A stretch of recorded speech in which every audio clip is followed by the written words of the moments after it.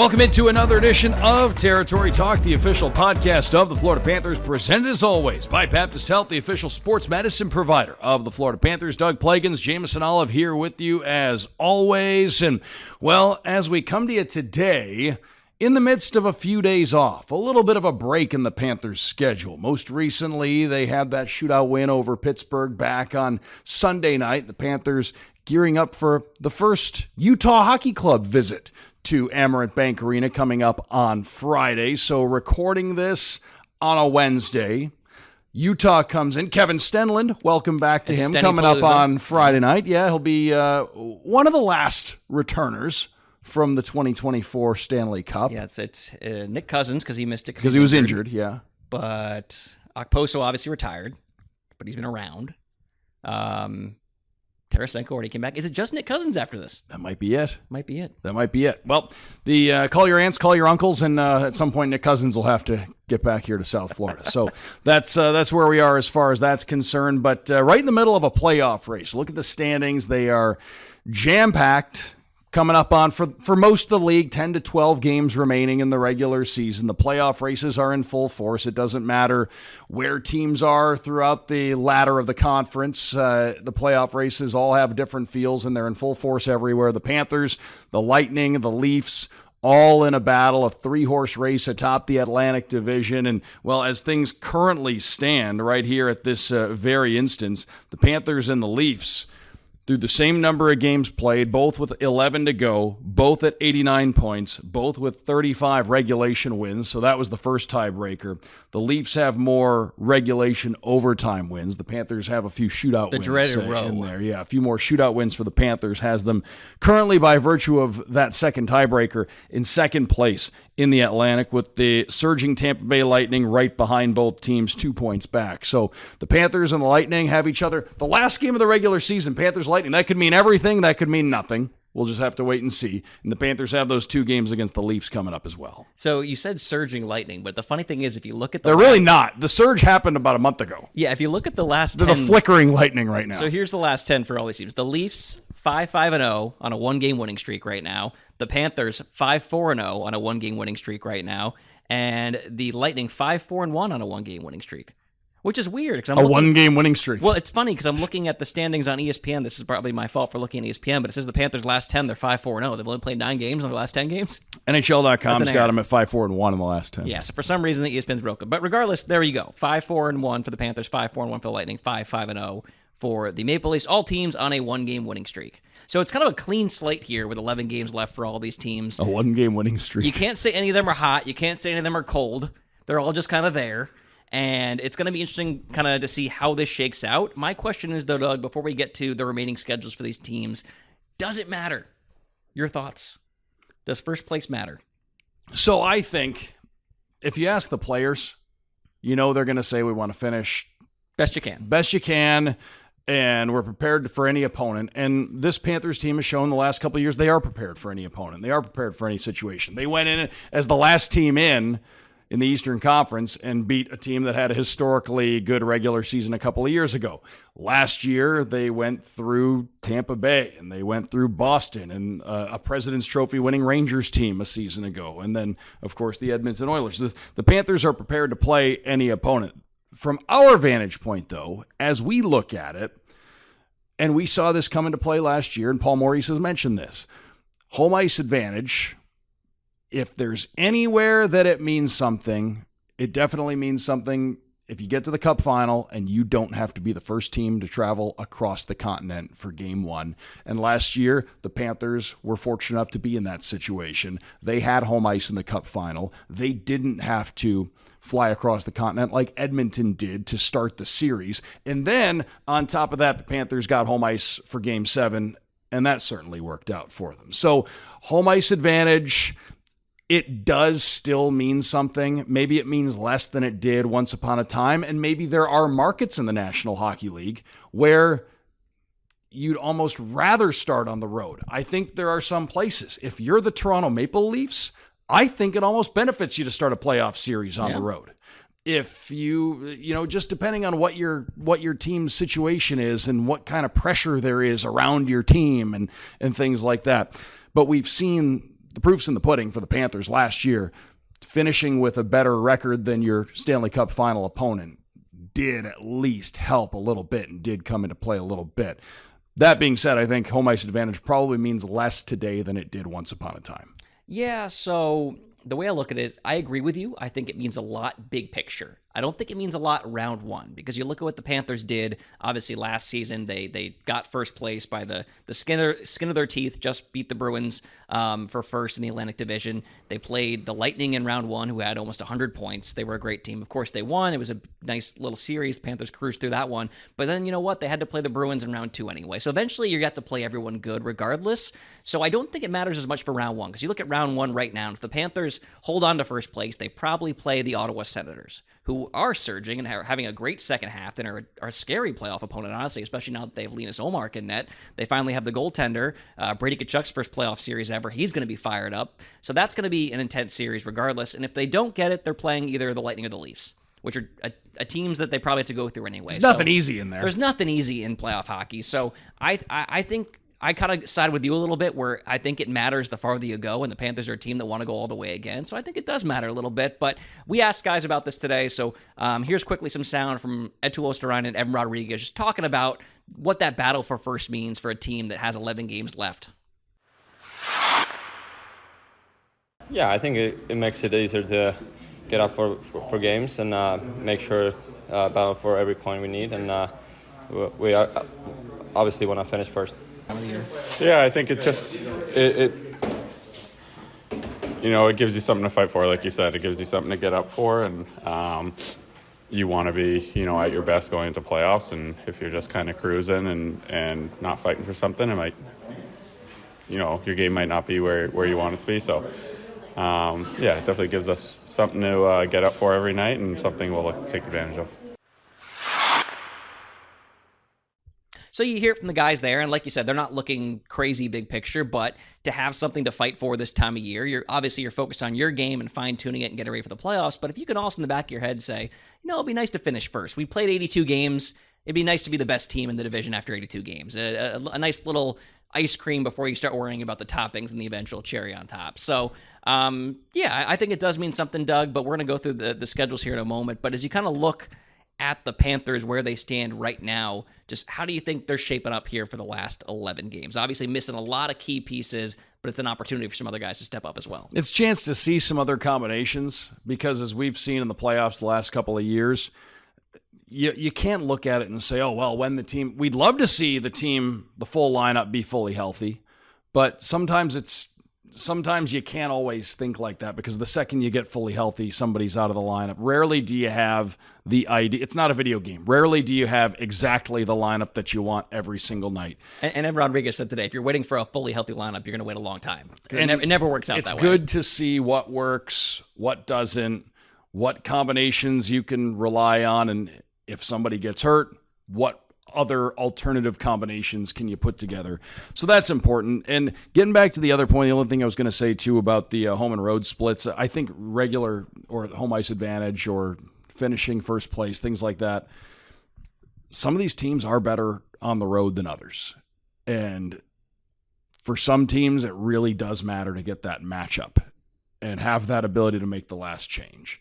The Panthers, with the lineup they have, I don't think it matters as much, but look at some of these road records. Ottawa's below 500 on the road. Tampa Bay's below 500 on the road. Tells me that they might need that home ice advantage a bit more than some other teams do. So that does mean something, I think, over the course of playing 41 games outside your own building, what your road record is, how much you rely on those matchups. I've said it all along. You want to see who's a contender? Look at 5-on-5 goal differential and look at the road record. If you can win on the road and you're plus at 5-on-5, it means you aren't power play reliant, and it means you aren't last change reliant, matchup reliant. Because if you're power play reliant, like a couple teams the Panthers faced in the playoffs were last year, a good penalty kill like the Panthers have can shut you down and take that element out of your game. So I agree with all points there. And another thing is for the Panthers, I think the one benefit is kind of like we saw last year when they battled through some injuries, is so many guys right now are playing maybe a step above where they are when this team is healthy. The moment those guys shift back, they're that much better, because they've obviously taken taking the punches up top in the toughest spots, and then they're going to go back down and still bring that same mentality and have those experiences, but in a role where maybe a little bit less is demanded of them. A good example would be Seth Jones right now. He's learning right now in the fast lane on the top pair with Gustav Forsling. When this team's fully healthy, he's with Nico Mikkola on the second pair. So if he ever does have a chance to go back down to that spot when Aaron Ekblad's back in the playoffs, that's going to be huge, and he's going to be that much better player for the experience. So we'll see how that all shakes out, Doug. But we talked about the remaining schedules here, so let's go through them real quick for that battle for first, the final 3 teams here. We'll start with the Panthers. I think the Panthers might have the toughest road for the last 11, but you can give your thoughts after I go through it here. But coming up, final 11 games. They got versus Utah, versus Montreal, who's fighting for a playoff spot, at Montreal, fighting for a playoff spot, at Toronto, huge game, obviously fighting for a playoff spot, at Ottawa, playoff spot. Detroit, you and I talked about this. At Detroit might be kind of done by then, but we'll see. At the time we're recording this, when did we say Detroit has Ottawa tomorrow? At the time of this recording, Thursday night at Little Caesars Arena. Yes, the Senators might be able to. Yeah, so send them packing. We'll see how the Red Wings look. The Red Wings are a game over hockey 500. If they lose that game to Ottawa, it's too late, too early. Yeah, for so them. that game might not be a team fighting for a playoff spot. But then versus Toronto, huge game. Versus Detroit, once again, we'll see how that goes. Versus Buffalo, they'll be out of it. Versus the Rangers, that could be a do or die game for them. So we'll see how that goes. And then ending the season at Tampa Bay. Could that game be for everything or for nothing? Could that game be for everything? Well, I don't know. That game is either for everything or both teams are resting some guys. It could be for the division. It could be for who finishes second or third, which is home ice for that first series. It could be who's going to host games 1 and 2 could be on the line in that game if they were to play in a first round series. That's an interesting one. I think going along with what we said all along, those 2 Panthers-Leafs games are going to have a huge impact on how this all plays out. Yeah, so looking at that is, once again, there's no easy outs in the NHL. Any team can beat any team on any given night, especially towards the end of the season, but there are 3 games out of those 11 where you think the opponent won't have the we're fighting for our playoff lives juice, which should help. We'll see. But so you go then to the Tampa Bay Lightning, and you look at their remaining schedule.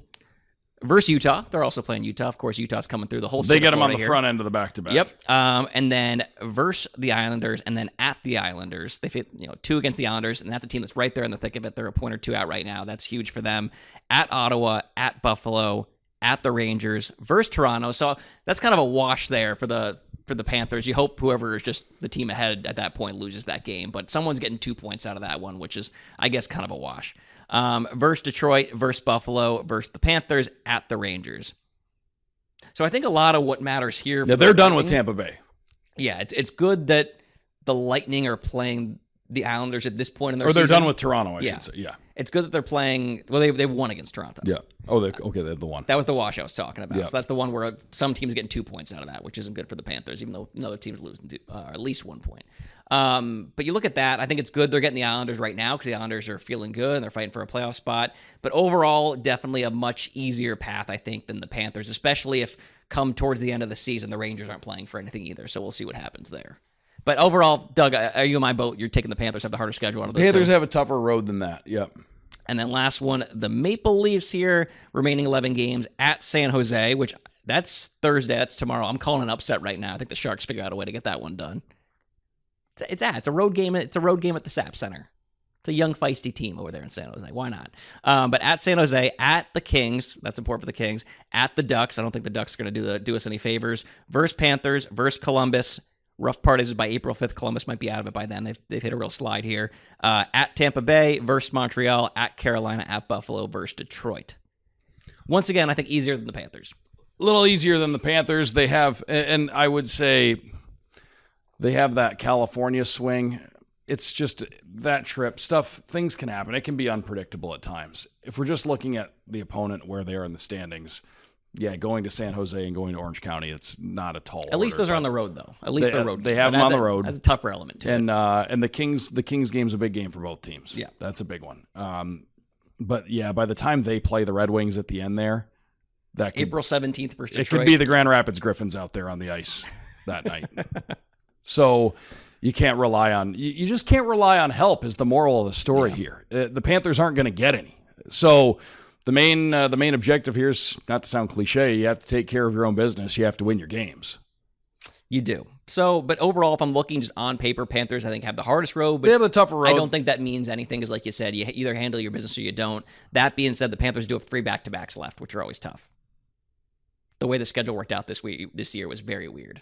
Yeah, it felt like for a while the Panthers didn't have much in the way of back-to-backs, Nope. and then they get hammered with them here at the end. Yeah, Last a 4 to lot of 6 them. weeks, a lot of back-to-backs. So we'll see how that goes, but exciting times. And before we move on here to the maybe biggest news of practice about Brad Marchand, here is Paul Maurice talking about just this final stretch here for the Panthers.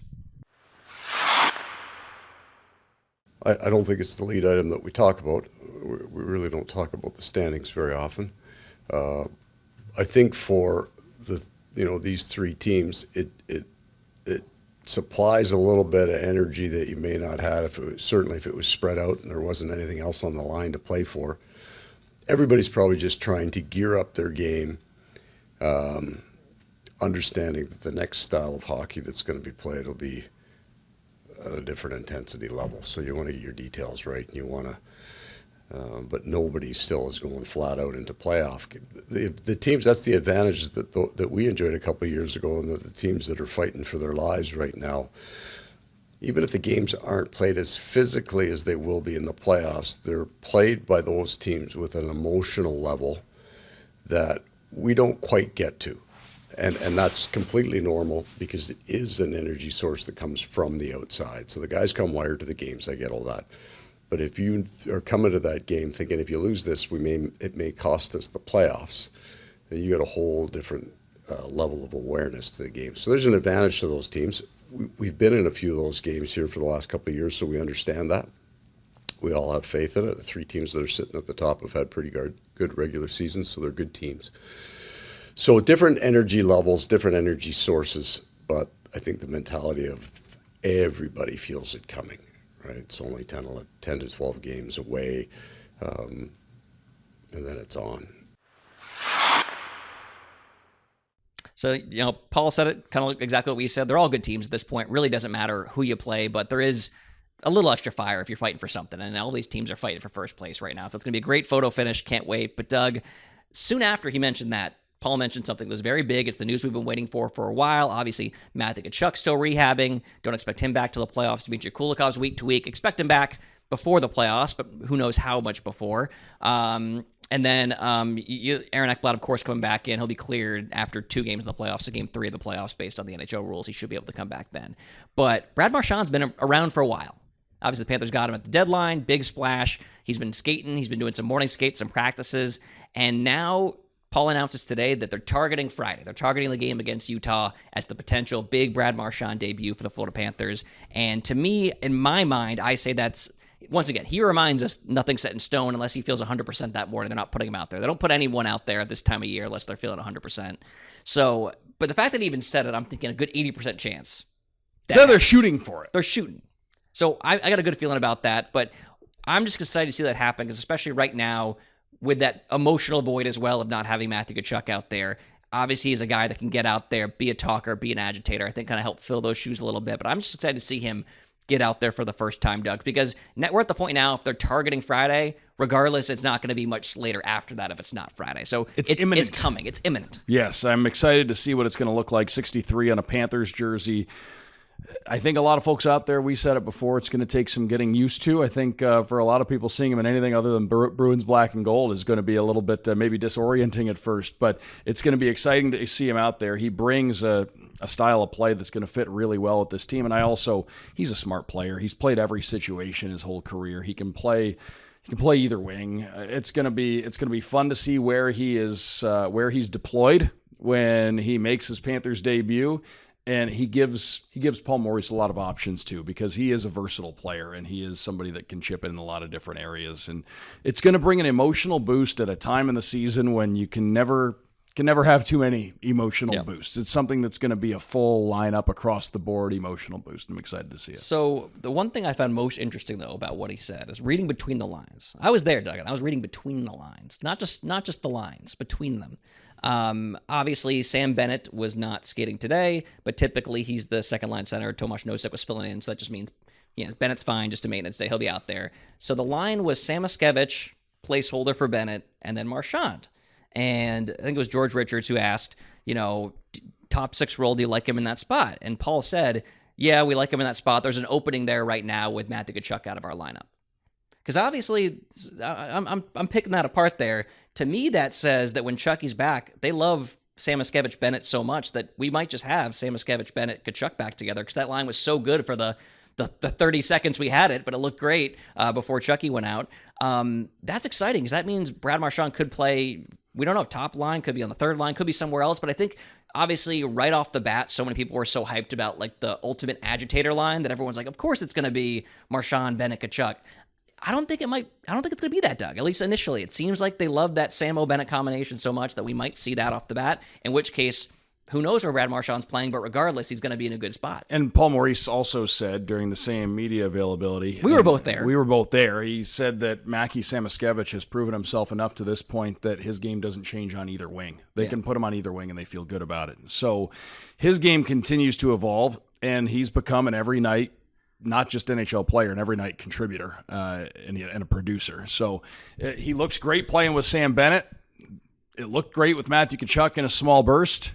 And Brad Marchand is versatile enough that he can play with anybody on your lineup. So it's gonna be fun to see how it all comes to be come game one, what it all looks like, and it's good to have options. That's what it comes down to. It's good to have options. To have. Never have too much depth going into what you hope is another long playoff run. That's going to be it for this edition of the Territory Talk podcast. Territory Talk is always presented by Baptist Health, the official sports medicine provider of the Florida Panthers. And, of course, the Panthers gearing up for Utah, 7 o'clock on Friday, and then Montreal, 1 o'clock in the afternoon on Sunday. Panthers will hit the road then for Montreal Tuesday, Toronto Wednesday, Ottawa Saturday, a week from Saturday, and then a week from Sunday in Detroit, if you follow all that. That's what the road trip coming up looks like for the Panthers. So every game has playoff implications, even if the opponent isn't necessarily playoff bound. The games all mean something in the standings here, and we hope to see you out at Amerant Bank Arena Friday and or Sunday.